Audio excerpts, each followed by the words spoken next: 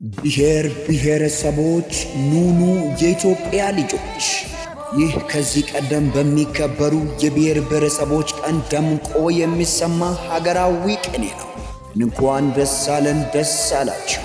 ዲሞክራሲያዊ መግባባት ለህብረ ብሔራዊ አንድነት በሚል መሪ ቃል የሚከበር 20ኛው የብሔር ብሔረሰቦች ቀን በሰላም ተምሳሌትና በማዕከላዊ ኢትዮጵያ ክልል ርዕሰ መዲና በሆነችው ሆሳና ከተማ እንደሚከበር ይታወቃል።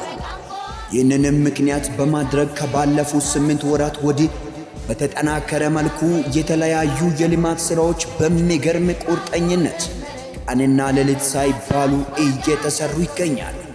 ሰላም ወዳድ ማህበረሰብ የሚገኙባት የፕሮፌሰሮቹ በየነ ጴጥሮስና ላጲሶ ድሌቦ ምድር በህዳር 29 በታላቅ ሀገራዊ ድባብ ታጅባ ትውላለች። እንደነ ሐሰን እንጃሞና ንግሥት ኤሌኒ ያሉ ታሪክ በደማቅ ቀለም ጽፎ ያስቀመጣቸው የሀዲያ ፈርጦች ይወሳሉ። መላው ኢትዮጵያ የሚወደውና የሚያከብረው ለአገር ስል ራሱን የሰዋው ኮሎኔል በዛብህ ጭምር እንደ አዲስ ይታወሳል። ይምጡና የባሉ አካል እንዲሆኑ ተጋብዘዋል። የሆሳና ጎዳናዎች በምሽት ከድምቀቱ የተነሳ ብዙዎችን ውጭ ያሳድሯቸዋል ሲባል ሰምታችኋል። አደይ ነፈራ ደግሞ በተለየ ዲዛይን ላለፉት 3 ወራት በቁርጠኝነት በመሰራቱ እነሆ ለኢትዮጵያ ቀን ደርሻለሁ። የብቻ መቼ ነው የማህበረሰቡ ጥያቄ ሆኖ የከረመው የአብዮ እርሳሞ መታሰቢያ ስታዲየም እንቆቅልሽ ራሱ ተፈቷል።